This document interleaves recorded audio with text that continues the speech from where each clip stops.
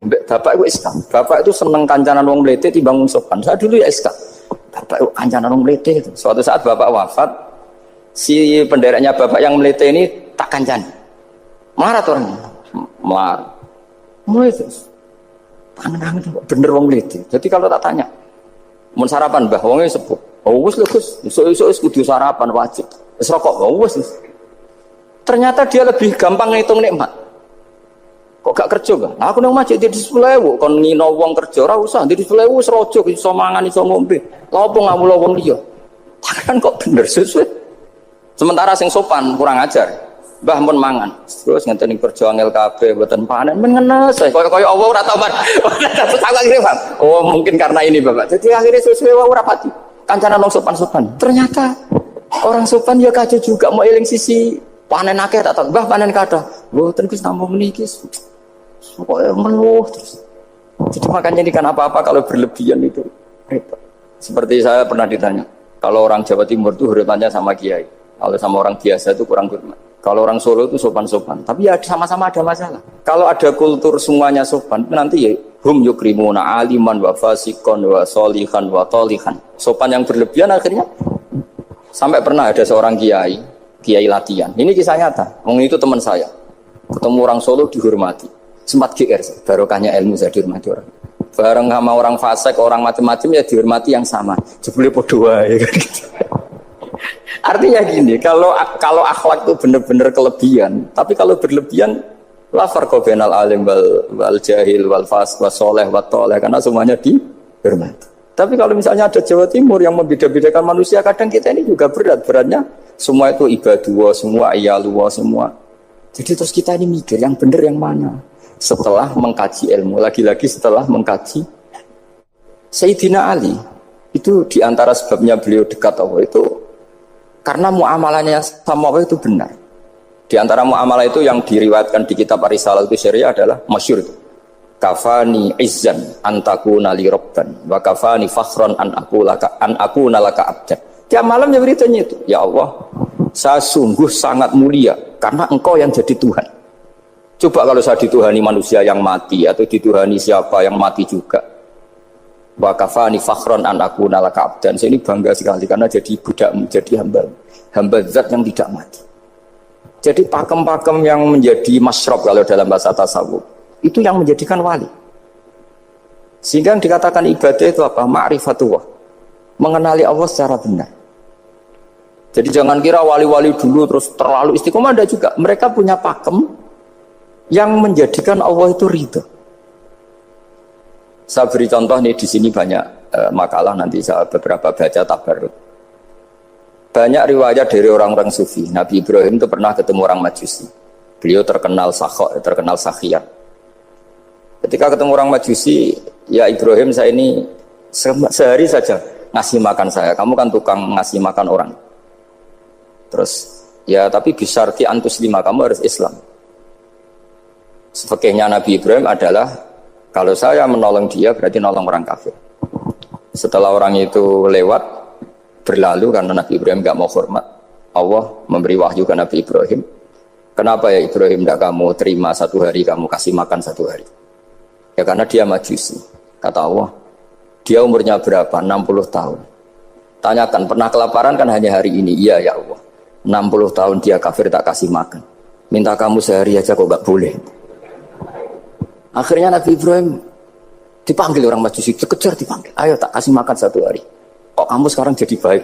Habis ditegur Tuhan. Terus kata, ahakadha yu'amiluni. Apa seperti itu Tuhanmu mengu'alamalai saya? Ya na'am. Akhirnya Islam orang Majusi. Jadi itu lagi-lagi ilmu. Jadi yang dikatakan ilmu itu satu teori atau kalimat atau apa saja yang menjadikan kita ini pakem. Meskipun pakem itu kadang sulit diterima orang-orang khusyuk. Orang khusyuk itu ya nyun sewu ada sisi nakalnya. Makanya Mbah Mun sering kayak jargon masyhur. Zada khusyuan, zada jalan, tambah khusyuk, tambah bodoh. Bukan bodoh dengan makna salah itu enggak. Memang kadang terus anti ilmu. Misalnya gini, ini contoh yang karena saya ini mengkhidmati ilmu, saya beri contoh yang urusan ilmu. Ada orang sujud diinjek orang fasik, kepalanya diinjek orang fasik. Terus si orang yang sujud tadi ini ada di Sahih Muslim juga ada di Ihya.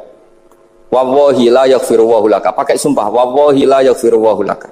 Allah langsung mewahyukan ke Nabi fi hadzal zaman, fi tilka zaman atau fi dzalika zaman. Man dzalladzi yata'alla alayya alla aghfira li fulan qad ghafartu lahu wa ahbattu amalak. Katakan ke orang itu, siapa yang mencatut nama saya yang hanya berstatus tidak memaafkan. Itu enggak fair. Saya ini Tuhan kok bisa yaghfir, bisa yu'adzib. Kok sifat saya tinggal satu yu'adzib, itu gimana? Dicatut separuh itu Allah tidak terima. Tapi kalau kita baca Quran, saya ini sama orang fasik ya benci. Saya ini orang soleh, setidaknya pura-pura soleh lah. Karena di depan para kiai. Tapi mau tidak mau, ketika Allah mensifati dirinya tentang orang munafik gimana? Wa yu'adzibal munafiqina in sya'a au jatuh. Itu cocok tidak cocok, potensi memberi tobat itu ada. Meskipun sama kalau orang munafik, tapi ya tetap bacanya wa yu'adzibal munafiqina ya in sya'a au jatuh. Rasulullah kayak apa bencinya dengan Wahsy karena qatilu Hamzah. Tapi Nabi tunduk sama konstitusi Quran. Laisa laka minal amri syai'un aw yatuba alaihim aw yu'adzibahum. Akhirnya Allah malah memberi tobat sama qatilu Hamzah yaitu Wahsy. Ini pentingnya baca lagi. Kalau kita tidak baca, hanya khusyuk saja, tidak baca, pasti sama orang yang menginjak orang sujud tadi, yang menginjak pasti salah, nggak dimaafkan. Bongso pasti. Pertanyaannya adalah, betulkah Allah punya sifat satu, yaitu yu'adzib? Makanya kalau kita baca, misalnya baca Quran, walillahi mulkus samawati wal ard, ya sudah, yaghfiru liman yasha wa yu'adzibu man yasha. Kalau nuruti rasa kita, ya inginnya ke kita, yaghfir, ke orang lain yu'adzib. Tapi Tuhan kan nggak terima, saya ini Tuhan kok didikte makhluk saya ini gimana? Nggak bisa. Sehingga ya ini lagi-lagi ilmu. Makanya saya cocok nggak cocok itu suka baca. Saya suka sekali baca, mulai ulama dulu, ulama modern, setengah dulu. Mulai ulama yang kedunian sampai setengah kedunian. Suka. Saya dulu tuh gak suka uang. Karena saya memang tadi mbah saya dari bapak itu wali Mas tadi. Mulai Mbah Soleh itu suka bully mertuanya. Jadi saya alhamdulillah dia jujur. Mbah Soleh itu menantunya Raden Asnawi. Itu ya bully-bulian sama ini terus ditiru beliau ini. Itu gak suka sebenarnya. Saya itu ya pokoknya tadi kalau orang daftar wali itu kan gak suka sama. Karena mereka nangis ketika Allah ngendikan wa aqridu wa atau ayat-ayat anfiku atau orang baik disifati wa aqraduha qardan hasanah. Itu hadal khitab li ahlil jiddi wasarwah. Ini khitab untuk orang kaya. Kalau isin Gusti jenengan nampen ngongkon infak kok kalau diinfaki. Jenengan nampen ngongkon ngamal kok kalau di ngamali. Jadi maka yuhibbunal mal, mereka tidak suka harta. Walakin diana luladzatal khitab bil infak, dan itu harus kaya dulu untuk bisa infak. Jadi itu uniknya. Akhirnya saya Imam Sa'roni penting juga kaya. Jadi wali untuk suka harta itu nunggu diperintahkan Allah. Alhamdulillah kita enggak, sudah wali dulu karena sudah senang harta wali. Jadi kayaknya keren kita dibanding wali-wali itu. Artinya wali itu tahu pentingnya harta setelah jadi wali. Kita alhamdulillah mulai kecil sudah tahu pentingnya harta. Kayaknya kita lebih wali. Imam Syafi'i itu dulu gak suka sama orang kaya. Saya berkali-kali ceritain. Karena dia dididik Sufyan As-Tsauri, Sufyan bin Uyainah. Tapi ketika ketemu Imam Malik itu kaya raya. Meskipun dia hidupnya sederhana, tapi kaya raya. Pas beliau mau, Imam Syafi'i dia agak-agak sopan kalau sekarang tanya, setelah jenengan ilmu yang saya harus ambil siapa? Kata Imam Malik, yang sealim saya itu sudah meninggal Abu Hanifah, tapi muridnya masih, namanya Muhammad bin Hasan Asy-Syaibani. Kamu datang ke sana. Semalam itu Imam Malik dikasih uang 500 dinar. Padahal 1 dinar itu 4,25 gram, bisa dihitung berapa ratus juta. Terus separuhnya dikasihkan Imam Syafi'i. Nah, tidak kasangoni. Pagi-pagi diajak ke Baki. Dulu Baki itu ada kafilah rental unta. Mana kafilah yang mau ke Irak? Kita, ya sudah ini antar, tak bayari. Diantar Imam Syafi'i. Diantar ke Imam Muhammad bin Hasan Asy-Syaibani di Irak. Itu ketemu Muhammad bin Hasan Asy-Syaibani pertama itu apa? Beliau itu kalau ngitung uang di meja. Emas-emasnya di meja, uangnya dolar, semuanya di meja. Tambah kaget, ini saya sama Imam Malik ingkar, ini malah lebih parah lagi. Kata Muhammad bin Hasan Asy-Syaibani, "Atajabu min hadza." Kamu kagum dengan ini, merasa aneh? Iya. Ya sudah, ini tak kasihkan orang fasik, tinggo demenan, tinggo judi. Jangan, jenengan saja. Kalau jenengan kan orang soleh dipakai kebaikan, berarti orang soleh boleh kaya. Angsal-angsal kan gitu. Semenjak itu Imam Syafi'i kebablasan. Sampai fatwa kiai fakir itu haram. Kiai bisa bikin rumah bagus, bikin rumah jelek, haram. Suasa al-Islam ya Allah wala yulah. Nah lagi-lagi kebetulan kita sebelum ngaji Imam Syafi'i sudah seperti itu. Jadi ini justifikasi. Lagi-lagi itu ilmu. Saya ulang lagi itu akhirnya saya baca kitabnya Imam Saroni namanya Al-Minanul Kubro. Itu beliau cerita wa mimma manallahu alaihi. Kesannya kayak orang sombong. Tapi sebetulnya yang sopan itu yang sombong. Karena Imam Saroni kan bilang, kamu harus memaklumatkan diri kalau antum minal ulama il amilin. Kamu termasuk ulama yang amilin. Terus ditanya sama orang-orang, bagaimana kalau nyatanya ndak? Kamu tadi subuh sholat, iya saya sholat. Kamu tadi zuhur sholat, iya saya sholat. Kenapa ketika kamu maksiat ingat terus, ketika kamu taat tidak ingat? Berarti kamu anggap Allah itu menyesatkan kamu taat, tidak pernah ngasih hidayah sama kamu. Pas delok rondo ning dalan kok maksiat, bar sholat atau syukur, bar zuhur atau syukur, bar asar. Berarti kan nyifati Allah, hari ini Allah ngasih saya maksiat. Sementara lupa kalau Allah ngasih sholat zuhur, sholat asar, sholat maghrib, sholat isya. Oh sudah di situ Al-Minanul Kubro, orang itu soleh semua.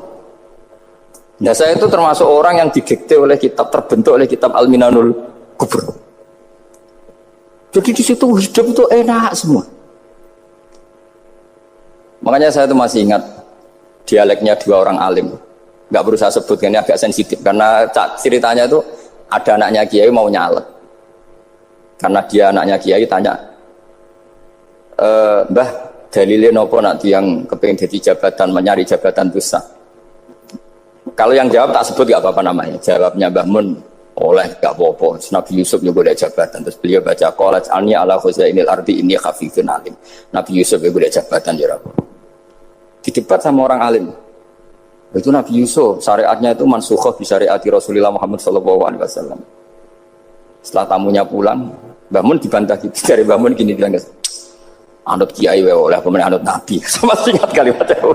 Anut kiai wae oleh pemenang anut. Artinya Nabi Yusuf kan minta jabatan ij'alni ala khuzainil ard. Jadi akhirnya semenjak itu fikih-fikih ilmu tadi saya ulang lagi. Akhirnya saya cari, termasuk saya disuruh bangun. Saya golekno dalile nak wong soleh kok oleh jabat. Hatinku, wong dalil kok diorder saya ya sempat. Ternyata saya cari-cari ya tadi am yahsudunan nasa alama atahum wa min fadlillah faqad ataina ala Ibrahim alkitab wal hikmata wa atainahum mulkan azim. Keluarga Nabi Ibrahim di antara sifat yang disebutkan Allah adalah dikasih mulkan azim. Sebab itu akhirnya kiai Indonesia itu mazhabnya Safiyah semua. Politik ya kerso, jabat ya kerso, proposal ya kerso. Saya ini maksud saya ini yang menyelamatkan ilmu. Kalau orang khusyuk pasti gedeng. Kiai kok gelem proposal, kiai kok para pejabat. Tapi orang ilmu setuju. Nah saya nggak tahu setujunya itu bawaan ilmu apa bawaan nafsu tadi itu yang mulai saya data. Nah kalau saya kan bawaan ilmu saya baca. Jadi saya 22 hari itu kalau habis subuh ke rumah sakit, tapi kalau asar pulang ngajar. Ya begitu terus. Karena mbah-mbah saya itu sukanya ilmu Masya Allah. Karena ilmu itu penting. Apapun pakemnya para wali itu kalau diingatkan secara ilmu itu terus kayak runtuh. Saya berkali-kali mencontohkan. Dan itu valid, data itu valid. Sufyan bin Uyainah itu orang yang khusyuknya Masya Allah. Gurunya Imam Syafi'i, gurunya Imam Malik. Itu beliau menceritakan dalam kitab Khilyatul Auliya. Nabi Isa itu senangannya itu ceria sekali. Nabi Yahya itu senangannya bersenut, abusan, suka kayak takut akhirat, takut penyakit. Tapi bukan takut corona, enggak ya jelas kan. Saya akhir-akhir ini fatwa, sekarang jangan baca Uwais Al-Qarani, tapi Al-Qarni. Meskipun saya tahu ada yang baca Qarani di kitab-kitab, ada yang baca Qarni. Tapi sekarang wajib dibaca Al-Qarni sementara. Sekali dibaca Al-Qarani itu nisbatun ilah. Iya, jadi makanya ini untuk sementara dibaca, ngikuti yang baca Uwais Al-Qarni. Meskipun di sarah-sarah apa bifathir ra wakila bi sukun, ya sudahlah sekarang harus ijma dulu Al-Qarni ya, karena kalau Al-Qarani itu akhirnya Nabi Isa ditegur sama Nabi Yahya. Mali aroka dohikan ka'annaka ta'manu min makrillah. Saya melihat kamu kok suka tertawa, seakan-akan kamu merasa aman tidak kena azabnya Allah. Nabi Isa akhirnya balas tanya, Mali aroka abisan ka'annaka tai'asu min rahmatillah taknatu min rahmatillah. Kowe mbesengut wae koyo dunia orang rahmat, anane corona tok. Padahal yo ono mangan, ono guyon, ono nikmat. Dan itu figur besar, akhirnya kita tahu. Dan saya sering cerita juga, setiap dakwah itu Nabi Isa nyari syirarun nas, Nabi Yahya cari khiyarun nas. Tentu alasan Nabi Yahya gampang, berteman orang baik itu baik lah. nyaman, terus akibatnya juga baik. Nabi Yahya enggak. Limada tanzilu ala syirarin nas. Kenapa kamu singgahnya ke orang-orang yang buruk? Ana tabibun udawil marto. Saya ini dokter, tentu menyembuhkan yang sakit. Akhirnya terus di Indonesia banyak kiai yang kancanan orang fasik ya banyak. Tapi ya tentu yang benar itu yang mensolehkan yang fasik. Yang mesti salah yang menjadi fasik karena ketularan yang. Tapi itu lagi-lagi apa? Ilmu yang bisa menjadikan kita percaya itu ilmu. Saya tuh suka sekali baca kitab yang berbeda. Saya sekarang baru belajar kitab orang-orang Hanafi, orang-orang Maliki. Saya kemarin dikirimin hadiah oleh keluarga Pak Kures. Ada tanda tangannya Pak Kures dari Habib Ali, dari keluarga beliau. Dikirimin kitab namanya itu Sarah Bukhari, yang dikarang orang India, orang modern, Anwar ya, Anwar Shah, orang-orang India ya orang sekarang. Itu beliau termasuk mujaddid kalau dalam perasaannya orang India. Mensarai Bukhari ya, kira-kira sanadnya Sayyid Muhammad ke beliau itu 3 atau 4. Beliau termasuk orang-orang yang bisa membentuk India seperti itu. India kan banyak syurahul hadis, termasuk Waliullah Ad-Dahlawi, terus Syekh Yusuf Al-Kandahlawi, banyak lah saya. Itu beliau cerita di kitab-kitab itu bahwa ilmu itu harus diungkapkan. Terus beliau cerita banyak tentang kewalian.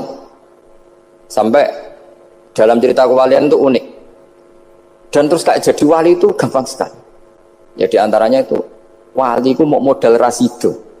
Sab'atun yudhilluhum wa fi dhillihi yawma la dhilla illa dhilluh. Itu diantaranya itu wa rajulun da'athu imra'atun datu jamalin wa mansibin faqala inni akhafu. Mau modal gak sido. Wis dijak wong ayu menarik muni ra gelem. Modal ra gelem iku iso dadi wah. Iku yuzilluhum wa fi dhillihi yauma la dhilla. Ya. Nah, masalah kita ora digelemi lah itu masalah. Itu sangat. Jadi gampang sekali dalam kitab Al-Minanul Kubra. Dan kalau baca itu enak. Misalnya gini. Tentu masa lalu kita yang buruk itu tidak diceritakan orang lain. Dan itu kadang karena gengsi. Tapi kalau melihat hadisnya Nabi itu gampang sekali. Kullu ummati mu'afan ilal mujahirin. Umatku semua itu dimaafkan kecuali yang memperlihatkan salahnya dosanya. Jadi nggak boleh kalau sampean sekolah nggak naik kelas cerita anaknya. Kalau saya dulu nggak naik kelas, kalau punya utang koperasi nggak pernah bayar, nggak boleh cerita seperti itu. Kalau ditanya bapak dulu pinter nggak? Oh pinter sekali. Harus bilang gitu, pinter sekali. Pernah ranking sekali sudah nggak apa-apa itu. Meskipun dengan makna yang lugawi ya. Saya dulu iskal. Kan nyun sewu saya ini sering diparani orang yang mau tobat, tercerita gue saya dulu sering main perempuan, sering mabuk, tapi sekarang saya mau tobat gini-gini. Karena ini orang awam, tak terima. Tapi saya bilang gini, kamu jangan cerita ke anak kamu. Terus dia cerita, tapi kan saya harus jujur. Karena ilmunya dia baru terlalu jujur itu penting gitu.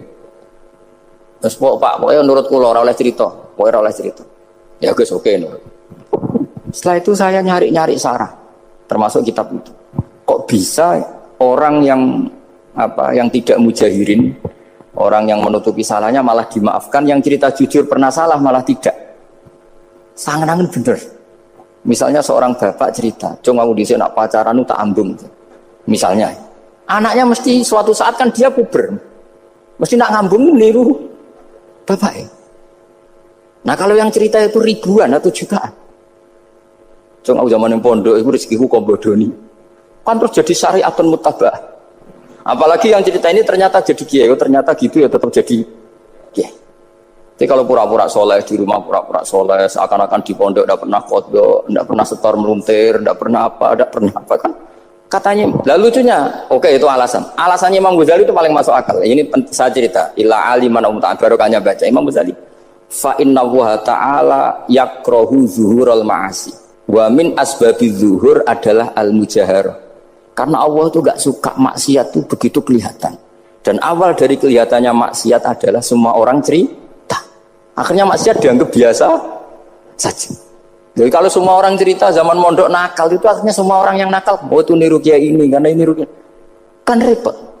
Tapi kalau semua kiai sok suci atau suci betul, dan semoga ya suci betul, kan yang maksiat yang mau maksiat ini gak punya alasan karena masternya gak pernah maksiat.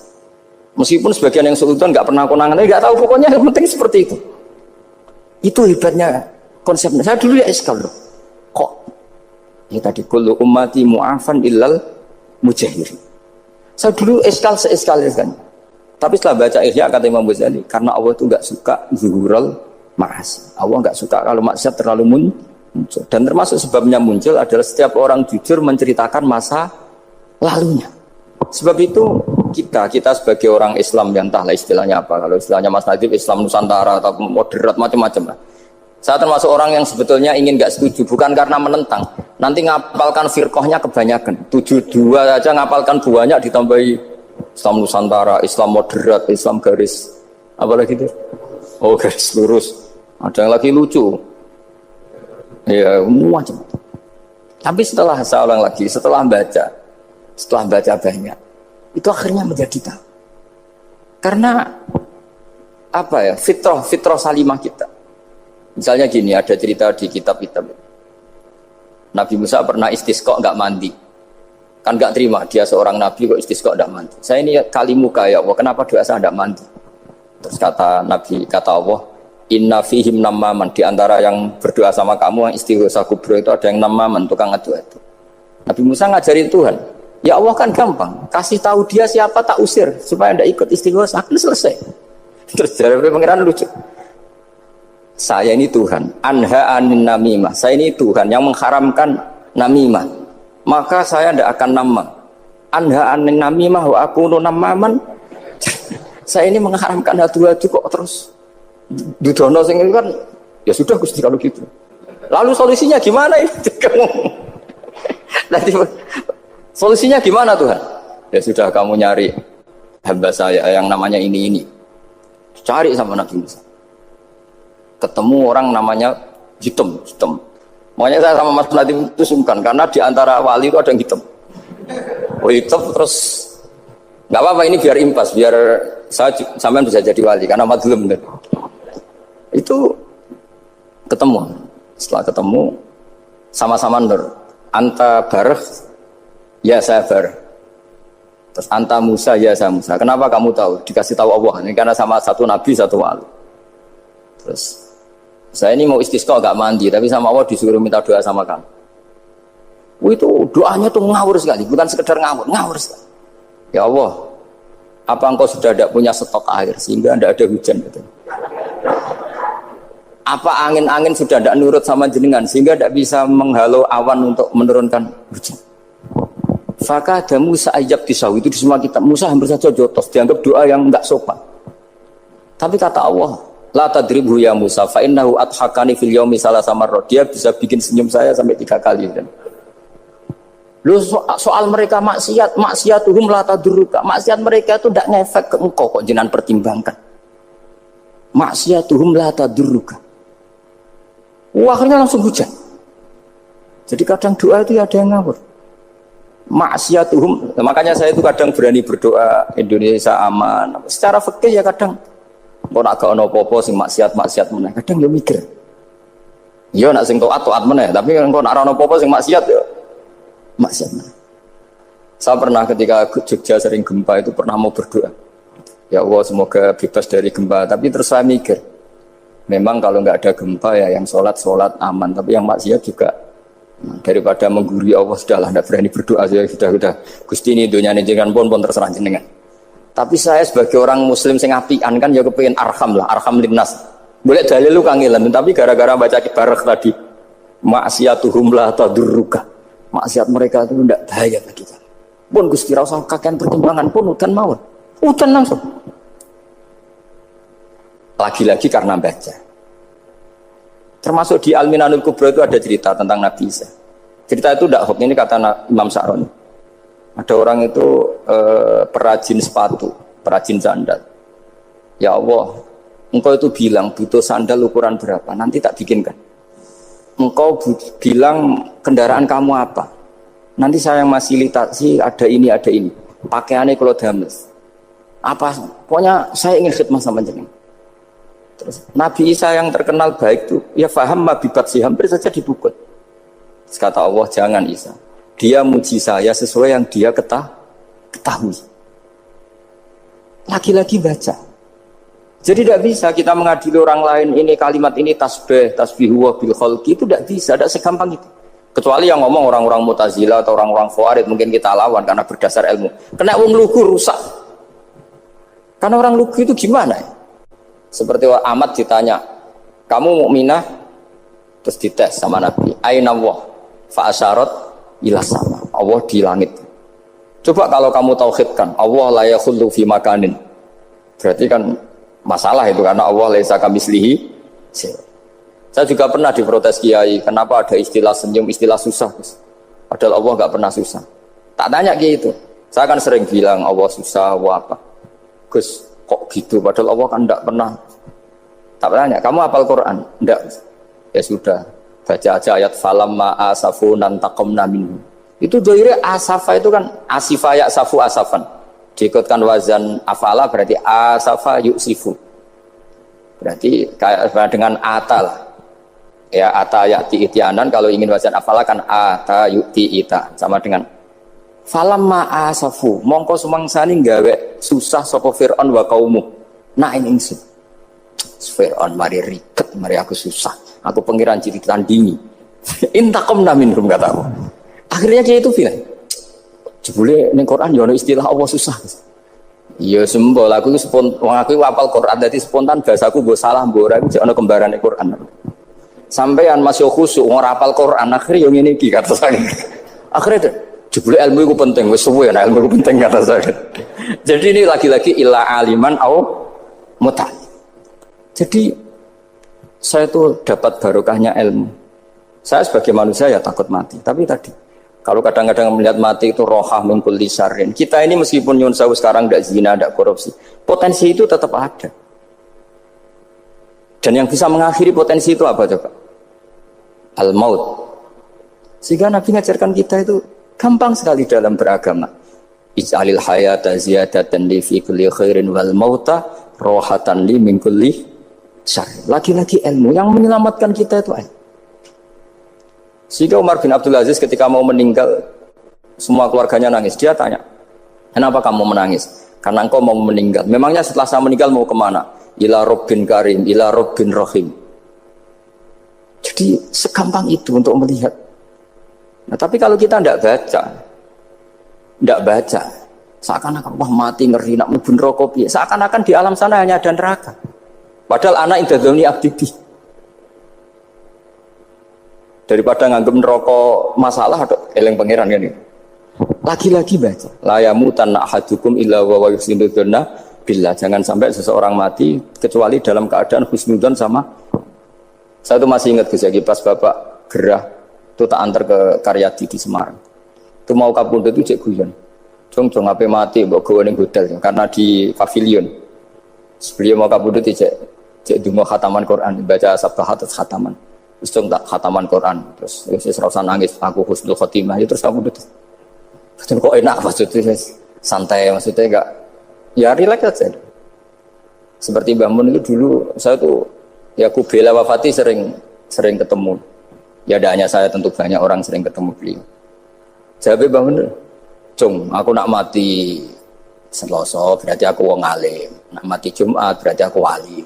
Kok penak kabeh berarti? Saya sebenarnya ingin tanya, nak Setu Mbah Tahat nih, tapi kok potongannya ora pantas itu. Ketika beliau nyatanya kapundhut Selasa, berarti senang status alim. Artinya orang-orang dulu itu, Imam Ghazali lebih parah lagi. Ya saya yakin ya semua orang Islam mati itu baik. Imam Ghazali lebih parah lagi. Itu beliau kapundhut, itu orang yang perjalanannya 3 hari itu sudah datang semua. Sore beliau beli kafan. Terus beliau bilang ke adiknya, saya nanti kalau mati yang imami orang ini. Jangan makamkan saya sebelum diimami orang ini. Dulu udah ada WA-nya Mas Nabi, udah ada grupnya. Itu ketika beliau sudah beli kafan habis sholat subuh, alayya bil kafni, kafan saya bawa sini. Dikasihkan sama adiknya. Ya Allah, ar-ridho bil intiqal ilal malakil. Jadi saya sudah ridho kalau ketemu engkau. Terus kapundhut. Adiknya bingung karena orang yang ditunjuk itu harus 3 hari perjalanan. Ternyata datang semua terus. Kok kenapa engkau datang? Ghazali wis kandha aku wingi 3 dina yang lalu. Jadi aku langsung lulus perjalanan. Pamit saja. Lalu kubu sebelah, ini cerita Mas Nadi yang tukang tukaran sama kubu sebelah itu Mas Nadi. Kalau saya ini orang baik, gak suka tukaran berarti masuk orang baik. Yang ngaku orang baik itu penting cara kitab Al-Minanul Kubra, karena kalau ngaku orang elek berarti kenangannya Allah sama kamu itu bikin elek, tidak bikin baik. Itu cara pikiran Imam Sa'roni dalam Al-Minanul Kubra. Kamu kan boleh mengatakan saya habis makan, habis minum, artinya apa? Kamu habis dapat nikmat. Kamu harusnya juga bilang, saya habis ngamalkan ilmu, saya habis dapat hidayat. Wong tadi kamu ya sholat subuh, kamu ya baca Quran. Susah opo sing ngakoni tahu apik dari Imam Sa'roni gitu. Senengane kok, kalau mau bermaksiat berdelok wong wedok. Memangnya Allah mau amalah mbek kowe mau elek tok atau mau amalah apik? Ini rada provokator, tapi ini cerita ilmu, ini cerita ilmu. Makanya saya kenapa tetap hormat Mas Aldi, karena provokator meskipun itu asli, enggak karena baca. Kalau ini asli memang suka sombong memang asli. Tapi apapun itu kan tahu neng Mesir. Jangan-jangan bacanya itu. Saya baca kitabnya, dia ke makomnya. Imam Sa'roni kan orang pernah ziarah. Nah, makanya potensinya seperti itu. Jadi saya terus dulu saya itu nih Gus ya. Bapak itu Islam. Bapak itu seneng kancanan wong mlete timbang wong sopan. Saya dulu ya Islam. Bapak itu kancanan wong mlete itu. Suatu saat bapak wafat, si pendereknya bapak yang mlete ini tak kancani. Marah orangnya. Marah. Mulai terus. Tangan-tangan bener wong mlete. Jadi kalau tak tanya, mau sarapan mbah wonge sepuh. Oh wis lho Gus, esuk-esuk kudu sarapan wajib. Wis rokok, oh wis. Ternyata dia lebih gampang ngitung nikmat. Kok gak kerja, Bang? Aku nang masjid di 10.000, kon ngino wong kerja ora usah, di 10.000 wis rojo iso mangan iso ngombe. Lha opo ngamulo wong liya? Kan kok bener sesuai. Sementara sing sopan kurang ajar. Mbah mun mangan, terus ngenteni kerja angel kabeh mboten panen men ngenes. Kaya Allah ora tau man. Oh, mungkin karena ini Bapak. Jadi akhirnya sesuai wae ora pati. Kancanan wong sopan-sopan. Ternyata orang sopan ya kacau juga mau eling sisi panen akeh tak tahu. Mbah panen kathah. Mboten Gus namung niki. Pokoke meluh terus. Jadi makanya ini kan apa-apa kalau berlebihan itu repot. Seperti saya pernah ditanya, kalau orang Jawa Timur itu hormatnya sama kiai. Kalau sama orang biasa itu kurang hormat. Kalau orang Solo itu sopan-sopan, tapi ya sama-sama ada masalah. Kalau ada kultur semuanya sopan, nanti ya hum yukrimuna aliman wa fasikon wa solihan wa tolihan. Sopan yang berlebihan akhirnya sampai pernah ada seorang kiai latihan. Ini kisah nyata. Wong itu teman saya. Ketemu orang Solo dihormati. Sempat GR, barokahnya ilmu saya dihormati orang. Bareng sama orang fasik, orang macam-macam ya dihormati yang sama. Jebule padha wae gitu. Artinya gini, kalau akhlak itu benar-benar kelebihan, tapi kalau berlebihan la farqa bainal alim wal jahil wal fas was soleh wat toleh, karena semuanya dihormati. Tapi kalau misalnya ada Jawa Timur yang membeda-bedakan manusia, kadang kita ini juga beratnya semua itu ibadullah, semua iyalullah semua. Jadi terus kita ini mikir yang benar yang mana? Setelah mengkaji ilmu, lagi-lagi setelah mengkaji. Nah makanya saya ingin sekali ilmu ini harus dikembangkan terus. Karena saya kenalnya Mbah Dola, Mbah Sahal, semua masyayikh ini min haitsul ilm. Karena ilmu ini yang cukup. Islam itu enggak bisa dikawal dengan khusyuk, enggak cukup. Yang bisa mengawal Islam banyak. Sebab itu fa'alam annahu la ilaha. Makanya orang Khawarij itu kata Rasulullah syarrul khaliq. Kenapa orang Khawarij dibenci Nabi? Karena suka khusyuk, suka ibadah tapi tidak suka